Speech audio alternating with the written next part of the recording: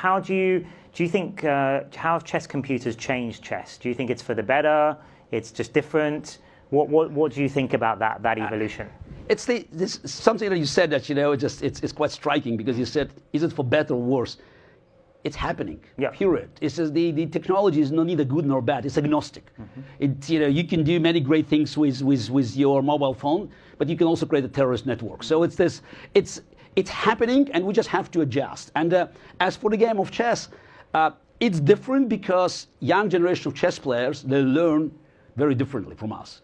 I remember I had books, and not so many books new books you can buy in the Soviet Union. Every book was cherished, and I had my notebooks. So when I went to the top and played world championship matches, I had also notebooks and just all my recorded my analysis, and I treasured them. I remember just, I had a couple of quite thick notebooks with analysis, and they were, just top secret. And I believed in 1985, in 1986, 1987, that was real treasure. That was a powerful weapon. It's like, the magic sword of Merlin.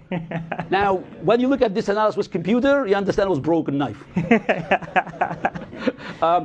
But also, when you look at young chess players, and under the umbrella of Kasparov Chess Foundation, I have been involved in working with them. And I'm talking about kids of international masters, grandmaster level. It's such a different in the way they approach the game, the way they look at the pieces. It happened time and again. We reaching certain position, analyzing the game, and they say, bad move. I made a mistake here. I said, fine. Why? Oh, and then it's a long line, so the machine said, I understand, I could see the screen, but why you think this move is wrong? And they don't understand the question, because machine said so, because it's on the screen. So it's somehow the mind's being hijacked by the power of the machine. And one of the reasons Magnus Carlsen was so successful and still a dominant force in the world of chess. And I remember after working with him in 2009, 2010 for more than a year, he never looked at the machine as an ultimate source of wisdom. For him, it was more like a calculator to verify his own understanding and evaluation of the position. This is a big challenge, but I believe it's not only in chess, it's elsewhere. Many people are just staring at the computers, eyes are just being caught by the screen, expecting just to find a solution there. Instead of thinking for themselves. Exactly. So that's why I always bring, as a piece of wisdom, a classical phrase from Pablo Picasso, that computers are useless because they can only give you answers. So, but everything begins with a question. I mean, it's interesting you talk about Magnus Carlsen. You say that, interestingly, although he's grown up in the computer chess era, he's one of the most human, I think you called it, or intuitive players around, right? So it's kind of interesting. He's consistent.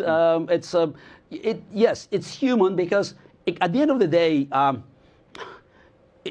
20 years after my match with Deep Blue, more people playing chess than ever before. And the chess is still very popular, because at the end of the day, it's a fight between two individuals. And what has changed is it's not just the game itself, but the way people are watching it. 20 years ago, or 30 years ago, 40 years ago, the World Championship match was kind of, it's an event of absolute quality. Even Karpov and Kasparov played the game, and one made a terrible blunder. It could take time in the press center for grandmasters to find out, to whisper it, mistake, and it's like it's something that you should worship. Today, when I'm watching the games by Magnus Carlsen Caruana, and you have thousands of amateurs from all over the world watching it, you can see screaming, mistake, because machine shows immediately. This is evaluation drop. So it's some kind of respect has disappeared. Yes, from that. It's a real shame. But also it added interest, because people can follow. They just they have access to their computer, and they don't have to be strong players to understand what is happening. And one other interesting thing you said actually about the chess computers, and I wonder if this is going to happen with Go as well, in the countries that are not traditionally good at chess or Go, because they have access to these machines, maybe kids in those countries can now get very strong, right? Like Magnus in Norway, or I don't know whether that's, I'm not sure Magnus, meteoric rise was due to computers. And maybe it's because in this environment you don't have to spend so much time learning from other players. So the process of maturing for the chess player is much shorter. You have grandmasters at 14, 15 today, they know much more than Bobby Fischer knew 40 years ago. Just because they played many games, they could travel around, they could watch the games. So chess is a perfect match for internet, because you can follow the games, you can learn, you can analyze. So there are many things you can do that dramatically increase the pace of learning and getting to the top.